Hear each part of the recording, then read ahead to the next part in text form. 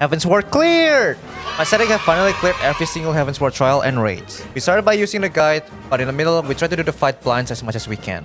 That is something that will be normalized in Stormblood. So, now that I finished all of our run highlights on YouTube, I think it's time to make a tier list for Heavensward in 2024. Let's start with Trial.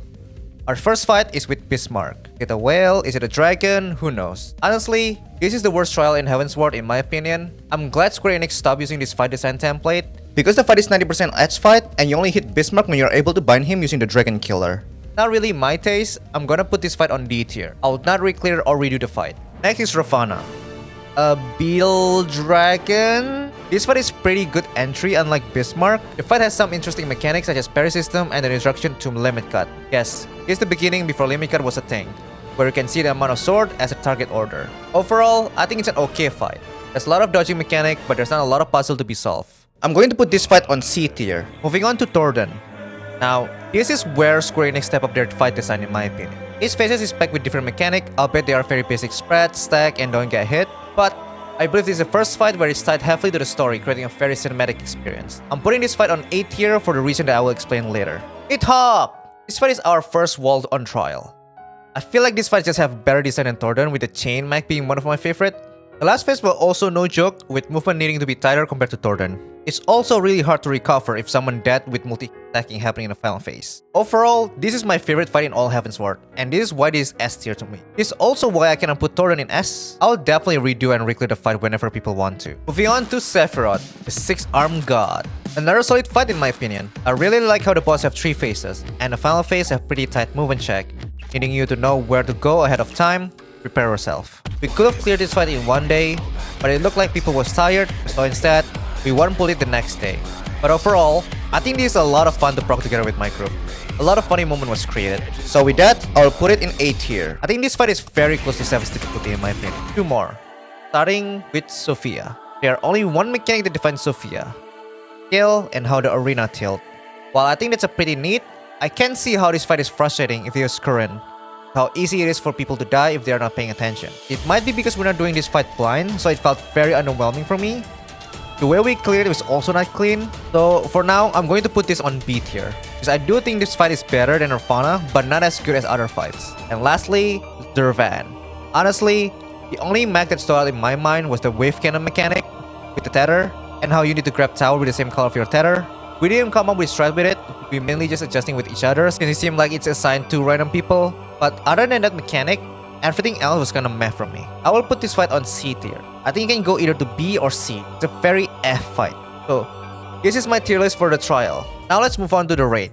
Let's start with A1S. I believe this is the first fight that introduced 2 bosses where you have to balance their HP. The very original one was from T11 with the ads, but it's not a boss. It's also interesting that Amity also copies when the boss clone itself, something that I didn't know before doing this fight. Overall though, there's not much to say. The only interesting mechanic is where you have to kite the small ads and kill it in a missile spot to minimize it. I think it's an okay introduction to the tier.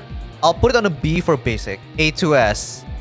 Dude, I thought we're done with edge fight in raid series following coils, but no, we have another edge fight. I'm personally not a fan of it. I'm glad they removed it moving forward. It's a D tier. Let's move it out of the way. It's garbage. A3S.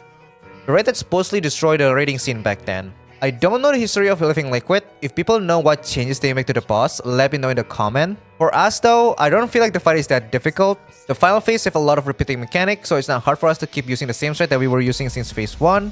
I think the highlight is the hand phase and trying to figure out that it was the distance that's been killing us. Oh, this is also when the group starts shifting approach to the fight to be blind. It was not perfect, but we're learning. We're starting somewhere. The Rendo phase is kinda meh. It might be because we have so much damage, so we just plow through it. I can see how this fight can be as difficult as M3S when it was current, with people dying to damage or messing up mechanic. I'm going to put this fight on A tier. A4S. This fight holds special place in my heart. On top of being blind, we tried to clear this fight without using the cheat. Trying to figure out how to keep the Nisi buff around and how to easily resolve the pentacle was really fun. Sadly, we have more than enough damage to skip the second pentacle, so we don't have to worry about keeping the Nishi after first pentacle. The only mechanic that I'm not a fan of is the abduction mechanic. I don't see the point of it. But other than that, the fight is really solid. I also figured out the cheese mid-pull, so I was kinda proud of that. This fight is S tier for me. A5S. I think this is one of the most fun fight in all Alexander. It felt goofy with all the ads name and a mechanic having you to transform to a gorilla or birds. or having you to turn invisible when the ads is chasing you. It was honestly a good time overall. The fight is also not as easy as A1S, with some of the mechanic being a puzzle requiring a correct buff to be applied. Unfortunately, we skipped the ad phase completely, so we didn't really experience the full fight. Regardless though, I think this is an A tier fight for me. A6S. I don't know how this fight was back when it was current, but holy shit, I feel like this is harder than it's supposed to as a second fight of the tier. The first two boss was okay, but Vortexer, damn! Managing the water and lightning stack while also getting knocked is a nightmare to handle. Not to mention you also have to remove one of the water pillar with fire, but if you get too close to it, you get damage and knockback. On top of that, the fact that if you die, you go all the way back to the first boss. All of this mechanic is a tutorial for the later fight of the tier. Overall, I do like the fight, but it's not really my favorite. I'm okay with putting this on A tier. Beyond to A7S, I feel like A7S is easier than A6S. There are only so much you can do to resolve the mechanic, making it very intuitive on how to solve the mechanic. But I do like the chill mechanic and how every role have their own responsibility. Another mechanic that is noteworthy is the big gas ball and the cat, forcing the tank to move around the boss while dodging them. Overall, it's a B tier fight for me. I really enjoy it, but it's not as good or as difficult as other fights. Next is A8S. People call it the hardest fight in all Alexander Savage. Some call it mini ultimate due to how long the fight is and how many phases there are. I really love how they use mechanic from the previous fight, which is A6S, and mix them together into this big puzzle where players have to figure out how to resolve. I can imagine back then, when all the robots combine together to make brute justice, it'll be the sickest thing. And not to mention the music transition, it's peak. Holy, I just love this fight. The amount of consistency that's required due to the duration is insane. It is easily an S tier for me. A9S. Dude, I don't know how to feel after clearing A8S. Going from that high to another introduction fight is really weird. Most of the mechanics is the ad management where you have to kill the ads on the correct spot. Other than that, it's just dodge mechanic. It's definitely not my favorite fight. It's very meh to me. T tier.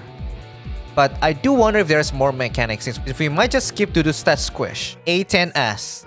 This fight is a lot better compared to A9S in my opinion. First of all, I love the arena. The fact that there are hazards that you have to pay attention to at all time, on top of that, the enemy can trigger it as well, is super cool. I don't think there are any other fights that have this mechanic. I wish they had more interesting arena like this. And I also can't believe they added the stillness mechanic again. With that being said though, I don't think this fight is any harder than other fights in the series, so it is a B tier for me. A11S. I remember doing the normal fight for the first time and jamming the soundtrack. It's just that good. This is the fight that introduced the limit kill mechanic that we all know and love today. All the odds number have their own mechanic and the even number have their own mechanic. Another thing that they added is the quick time offense system mid-fight, which I'm not a fan of for this fight, but I think it's really cool in the future fight. And I do like the final phase where you have to pay attention to the pillar and try to not hit it so it doesn't break the floor. I thought that is super cool. I also think this is where they introduce photon mechanic, where it is a mechanic that puts everyone HP to 1 and does raid white right after, which is going to be reused in the future fight. Because of those reasons, I'm going to put this fight on A tier. A12S. The finale, where we fight Alexander Prime. Does it hold the grandeur just like Bahamut did? I think it did. The boss attacks hits really hard, requiring attention from the healer. There are ads which can damage up over time, creating a semi-DPS check, and tank buster galore. On top of that, the time stop mechanic is very fun to solve. Red and Sacrament also cause players to learn how to move effectively.